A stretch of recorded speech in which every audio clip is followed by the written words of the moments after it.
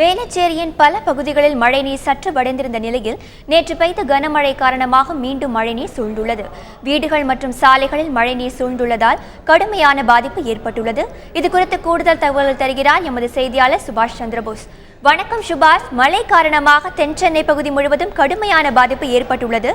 சுபாஷ், நீங்க இப்போ எந்த பகுதியில் இருக்கீங்க? அந்த பகுதியில் ஏற்பட்டுள்ள பாதிப்பு மற்றும் மீட்பு நடவடிக்கை குறித்து சொல்லுங்க. அதாவது தொடர்ச்சியாக பெய்த கனமழையின் காரணமாக வேளச்சேரி பகுதியில் வெள்ள நீர் சூழ்ந்திருந்ததை நாம் அனைவரும் அறிந்த ஒன்றுதான். கடந்த சில தினங்களுக்கு முன்பு நீரானது சற்று வற்றியிருந்த நிலையில் நேற்று பெய்த கனமழையின் காரணமாக வேளச்சேரியில் பல பகுதிகள் நீர் மூழ்கியுள்ளன. குறிப்பாக வேளச்சேரியில் உள்ள ஏஜிஎஸ் காலனி மிகப்பெரிய அளவில் கடும் பாதிப்புக்குள்ளாகிறது. கடந்த வாரமே மிகப்பெரிய அளவில் பாதிப்புக்குள்ளானது. பெரியவர்கள் முதல் சிறியவர்களும் மிகப்பெரிய பாதிப்புக்குள்ளானால்.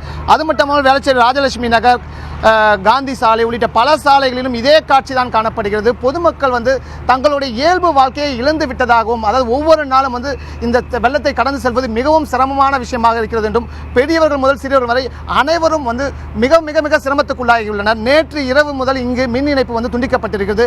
அதுவும் மிகப்பெரிய சிரமத்துக்குள்ளாகி இருக்கிறது. இப்படி பல வகைகளில் இந்த பொதுமக்கள் சிரமத்துக்குள்ளாகினர். அதனால் அவர்களுடைய பிரச்சனை என்னென்ன விஷயமான நடவடிக்கை எடுக்கப்படுவதற்கு முன்பாக மாநகராட்சி என்னென்ன நடவடிக்கை எடுக்கிறது நாம் பதிவு செய்தாக வேண்டும். மாநகராட்சி சார்பாக தொடர்ச்சியாக பிரெட்லைன் இயந்திரம் மூலமாக குப்பைகள் அகற்றப்படுகின்றனர். அது மட்டும் நீர்கள் அகற்றுவதற்கான சாக்கடைகள் வழித்தடங்களை புதிதாக உருவாக்கி அதை பணியும் நடைபெற்றுக் கொண்டது. நிலையில் பொதுமக்கள் தங்களுடைய பிரச்சனை என்னென்ன விஷயங்களை நாங்கள் பாதிப்புக்குள்ளாகிறோம், கடந்த 10 நாட்கள் மேலாக எந்தெந்த வகையில் நாங்கள் பாதிப்புக்குள்ளாகிறோம் கருத்து தெரிவிக்காக திரண்டு இருக்காங்க. அவங்க கிட்ட கேட்போம். சொல்லுங்க, உங்களுடைய எத்தனை நாள் இந்த பிரச்சனைகளை சந்திச்சுட்டு இருக்கீங்க? எப்படி இருக்கு? தொடர்ச்சியாக மீண்டும் தண்ணி குறைஞ்ச நிலை திரும்பி தண்ணி வந்திருக்கு. என்னென்ன பிரச்சனைகளை பார்க்குறீங்க? நாங்கள் 10 நாளாக கஷ்டப்பட்டு இருக்கோங்க இந்த தண்ணியில்.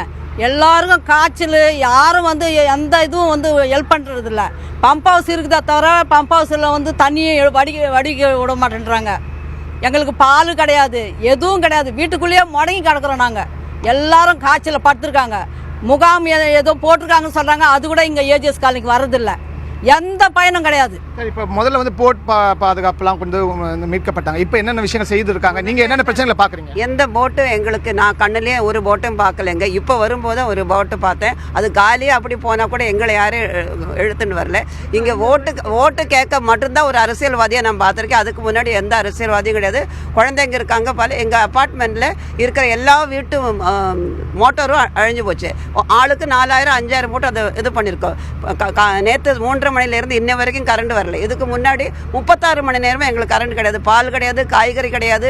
வயசானவங்க இருக்காங்க, அவங்க இங்கே வரல. ஏன்னா அவங்களால வர முடியல. அதனால யாருமே எங்களை திரும்பியே பார்க்கறது இல்லைங்க. ஓட்டு போடுறதுக்கு மட்டும்தான் கேட்குறாங்களே தவிர வேறு எதுக்குமே பார்க்குறாங்க. நடவடிக்கை எடுக்கப்படுதா? என்னென்ன விஷயம் செய்யணும்னு நினைக்கிறீங்க? ஏன் இந்த தண்ணீர் இந்த பகுதியிலே திரும்ப வர்றதுக்கான காரணம் என்ன? மாநகராட்சி ஒழுங்காக செய்யலை. சார், இந்த இடத்துல ஏஜிஎஸ் காலனி தான் எல்லாத்துக்குமே வடிகாலாக நின்றுட்டுருக்கு. மொத்தமாகவே என்டையர் ஆதம்பாக்கம் தண்ணி ஃபுல்லாகவே ஏஜிஎஸ் காலனியில் தான் போயிட்டுருக்கு. இது முதல்ல ஏஜிஎஸ் காலனி இந்த எண்டில், கல்கி நகர் எண்டில் ஒரு அவுட்லெட் இருக்குது, ட்ரெயின் வாட்டர் ஸ்ட்ராமு. அந்த அவுட்லெட்டை பார்க்குறதுக்கு எல்லா இன்ஜினியர்ஸ் வராங்க. ஏஇ, ஜேஇ, இஇ, யார் கமிஷனர் கூட பார்த்துட்டார். பட் போன மழைக்கே இவ்வளோ தண்ணிக்கும் ஒன்றும் பண்ணல. திருப்பி பார்த்துட்டு போய் ஒரு வாரம் ஆகுது. பம்ப் செட் வைத்து அந்த இடத்துலேருந்து பம்ப் பண்ணுறேன்னு சொல்லிட்டு போனாங்க. என்கிட்ட கமிட் பண்ணிட்டு போனாங்க ஒரு குரூப் கிட்ட. பட் இதுவரையும் யாரும் அங்கே பம்பும் வைக்கல, எதுவுமே பண்ணல. மொத்தமாகவே நாங்கள் ஃபுல்லாக நேற்று மழை பெய்யும் போது செஸ்ட் அளவுக்கு தண்ணி ஓடிட்டு இருக்கீங்க. செஸ்ட் அளவுக்கு தண்ணி ஓடுறது இப்போ கொஞ்சம் வடிஞ்சு முட்டி அளவுக்கு தண்ணி போயிட்டு இருக்கு. பட் இது யாருமே எதுவுமே எங்களுக்கு எதுவுமே பண்ணலை. எங்களால் வெளியே போக முடியல, ஆஃபீஸ் போக முடியல, எதுவுமே சாப்பிட்றது கூட வாங்க போக முடியல, வண்டியை வெளியே எடுக்க முடியாது, எதுவுமே பண்ண முடியல. ஏதாவது பண்ணணும். நாங்கள் எல்லாருக்கும் கம்ப்ளைண்ட் பண்ணோம். பட் எல்லாம் என்ன சொல்கிறாங்க, வடியுது, தண்ணி வடியுது, இதை வடிஞ்சிட்டே இருக்குது, இனிமேல் தான் வடியும். பட் அந்த அவுட்லெட் அங்கே போகிறது அங்கே ரொம்ப சின்னதாக இருக்குது. அந்த இடத்துல போகிற தண்ணி அந்த இடத்துல போய் பார்த்துட்டு ஏதாவது ஒரு ஆக்ஷன் எடுத்தால் தான் இந்த தண்ணி இங்கே நிற்காது. என்டையர் ஆதம்பாக்கம் ஃபுல்லாக இருங்க சார், ஒரு நிமிஷம். என்டையர் ஆதம்பாக்கம் இபி காலனிலேருந்து ஆதம்பாக்கத்து அந்த சைடில் இருக்க எல்லா தண்ணியும் இந்த சைடில் அவங்க எல்லாம் சேஃபாக இருக்காங்க. தொடர்ச்சியாக பொதுமக்களுடைய கருத்தை நீங்கள் கேட்டிருப்பீங்க. அதாவது தொடர்ச்சியாக இங்கே பகுதியில் நீரானது எடுக்கப்படாத நிலை தான் காணப்படுகிறது என்பதுதான் அவர்களுடைய பிரதான குற்றச்சாட்டு. உடனடியாக சூழ்ந்திருக்கும் நீரை அகற்றப்பட வேண்டும் என்பதே பொதுமக்களின் கோரிக்கையாகவே உள்ளது.